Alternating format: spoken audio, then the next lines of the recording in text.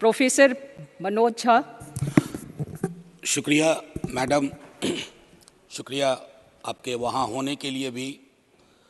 बस मैं आपके माध्यम से ये कहना चाहूँगा कि इतिहास में, संसदीय लोकतंत्र के इतिहास में ऐसे क्षण आते हैं जब ये कहना मुश्किल हो जाता है, जो मीडिया के लोग पूछते हैं बाहर, आइज और नोज। ये मसला यस और नो का नहीं है माननीय उपसभापति जी, ये मसला हमारे देश की तारीख से जुड़ा हुआ है। ये मसला इस बात से जुड़ा हुआ है जो प्रधानमंत्री जी ने अभी बीते दिनों सेंट्रल हॉल में कहा था, कैनवस बड़ा होगा, आकृति बड़ी होगी। बड़ा कैनवस है लेकिन आकृति छोटी गढ़ी जा रही है, और ये इतिहास स्मरण करेगा, ये मैं आपके माध्यम से कहना चाहता हूं। अब नारी शक्ति वंदन अधिनियम, मुझे तो समझ में नहीं आया कि ये लेजिस्लेशन है या किसी तरह का धार्मिक ग्रंथ की एक उसका शीर्षक है, क्योंकि बचपन से पढ़ता आया इस देश में, जब आपकी सरकार बीजेपी की सरकार नहीं थी, जत्र नार्यस्तु पूज्यन्ते रमन्ते तत्र देवता। पता नहीं देवता रम करते हैं कि नहीं, लेकिन हमने इस श्लोक के बावजूद महिलाओं का मोलेस्टेशन देखा, घरेलू हिंसा देखी, सबसे ज्यादा रेप परिवार नाम की संस्था में देखा, जिसका आंकड़ा खुद सरकार देती है। तो मुझको लगता है ये जो विरोधाभासी चरित्र है हमारे देश का, इस विरोधाभासी चरित्र पर भी बात होनी चाहिए।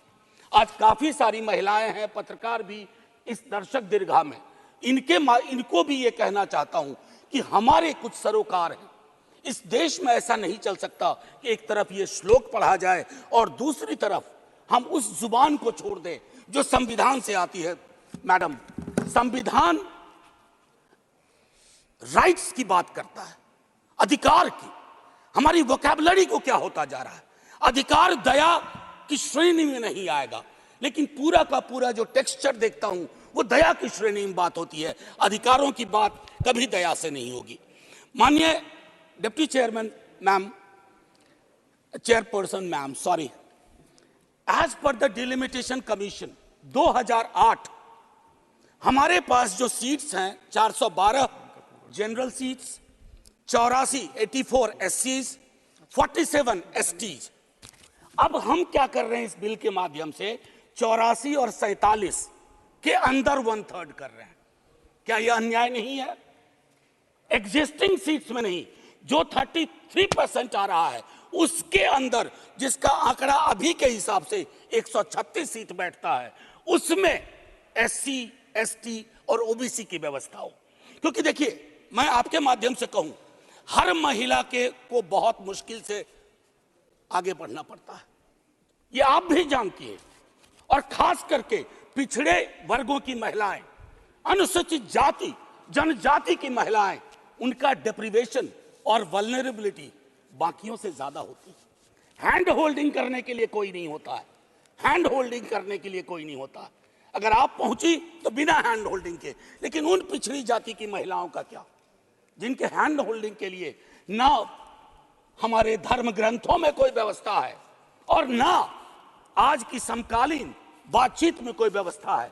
रेटोरिकली हम कुछ भी कह दें, मेरा सिर्फ आपके माध्यम से कहना होगा कि हमारी पार्टी, आज मैं स्मरण कर रहा हूं, हमारे राष्ट्रीय अध्यक्ष लालू प्रसाद यादव जी, भगवतिया देवी, कई लोग जानते होंगे, पत्थर तोड़ने वाली महिला थी, पत्थर तोड़ने वाली। हम ना सहबो गाली भैया, हम ना सहबो गाली। वहां से, गया से निकल करके वो संसद तक पहुंची। क्या उसके बाद भगवतिया देवी आ पाई, फूलन देवी आ पाई? वो इसलिए नहीं आ पाई कि हम आपको दोष नहीं देते हैं, हमारी व्यवस्थाएं संवेदन शून्य है। मैं तो आग्रह करूंगा तमाम साथियों को, आप किसी भी दल में हो, आज एक बार उससे बाहर निकल करके सोचिए। यह ऐतिहासिक क्षण सचमुच ऐतिहासिक होगा अगर हमने आज इतिहास को व्यापक कैनवस पर देखा, जो प्रधानमंत्री जी कहते हैं। और प्रधानमंत्री जी की कथनी और करनी में फासला नहीं होना चाहिए, और यह फासला इसलिए नहीं होना चाहिए कि बड़े दूर फासले पे लोग खड़े हैं, अत्यंत पिछड़ी जातियों के लोग।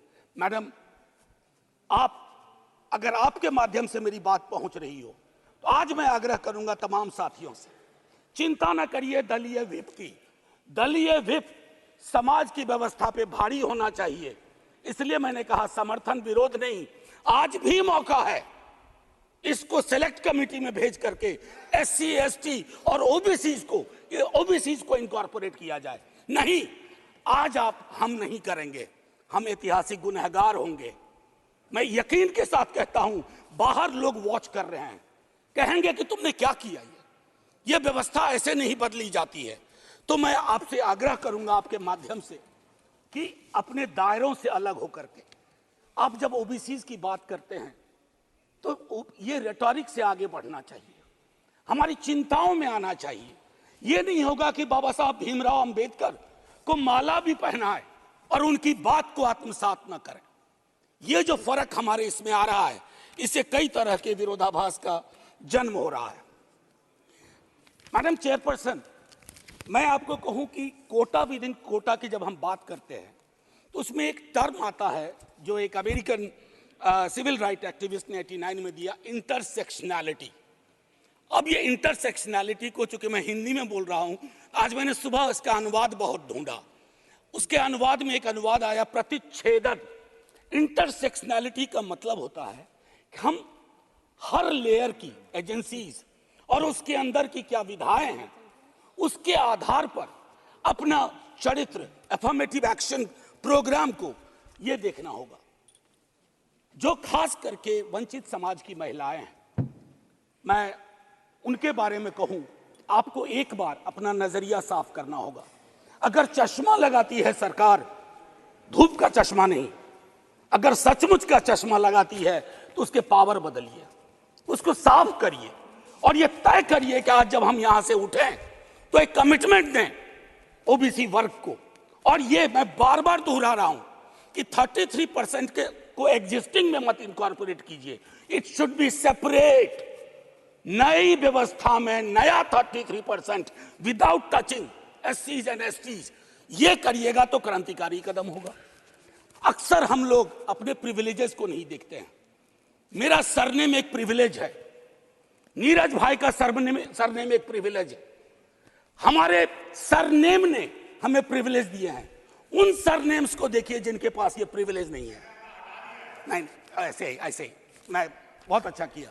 मैं ये कहना चाह रहा हूं मैम चेयरपर्सन, मैं ये कहना चाह रहा हूं कि प्रिविलेज का जो व्याकरण है वो खत्म ही नहीं हो रहा है। मैंने पहले भी सदन में कहा था कि इस देश में शायद there is nothing in name but everything is there in the surname. उनके संघर्ष, उनका जीवन कठिन लगातार होता जाता है। और एक ऐतिहासिक तथ्य बताऊं, 31 में बेगम शहनवाज और सरोजनी नायडू ने संविधान बनने से बहुत पूर्व इक्वल रिप्रेजेंटेशन की बात की थी। हम काहे को अटके पड़े हैं 33 पर? मेरी तो समझ में नहीं आ रहा कि 33 के साथ क्या रिश्ता है हमारा। ये 50 क्यों नहीं हो सकता, ये 55 क्यों नहीं हो सकता? आपका पूरा का पूरा वर्ग चरित्र बदल जाएगा। आप नहीं चाहते हैं कि भगवतिया देवी यहां आए? हमेशा एक खास सरनेम, मैं तो बार बार कह रहा हूं कि जो अलग अलग दलों में भी हैं, अगर वो पहुंचे हैं यहां तक अपने संघर्ष से, तो उनको आज ये आवश्यकता है, उनको ये भरोसा दिलाया जाए कि ऐसी कोई चीज आगे नहीं होगी, सबके लिए खुलेगा। आपकी ये जो नई पार्लियामेंट है हमारी, ये रंगीन ज्यादा होगी। इंद्रधनुष में कई रंग होते हैं। हम ये कौन सा बिल ला रहे हैं जिसमें ब्लैक एंड व्हाइट के बाद शेड्स ऑफ ग्रे भी नहीं है? अगर हमारा उद्देश्य डिपेंडिंग ऑफ डेमोक्रेसी है तो कदम उस दिशा में बढ़ाने होंगे। मैंने पहले भी कहा था कि 2010 में हमारा रिप्रेजेंटेशन देखिए, उसमें हमने SC, ST, OBC and minorities की बात की थी। और हम इसलिए नहीं कर रहे हैं, हम चाहते हैं कि वर्ग चरित्र बदले, संसद सचमुच में प्रतिनिधित्व की संस्था बने जिसमें सबके आकार हों, सबकी शक्लें हों। ये ना हो कि एक प्रभुत्व वर्ग का उस पर हमेशा उस पर छाप रहे। अब मैं कहूं कि अभी जातिगत जनगणना कल शाम के बाद, मैम चेयरपर्सन, अब मैं आपका अटेंशन चाहता हूं।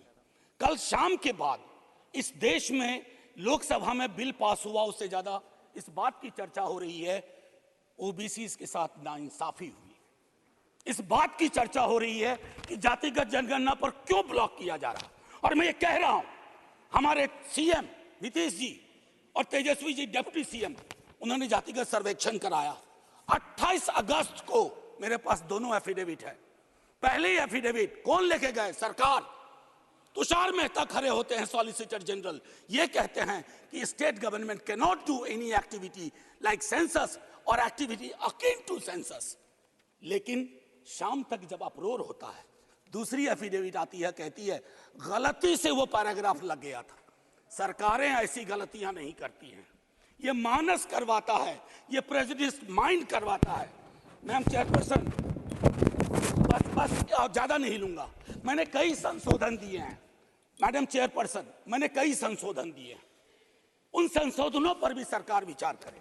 हाथ जोड़ के कहता हूं, आपका कुछ भी नहीं बिगड़ेगा। हृदय विशाल रखना चाहिए।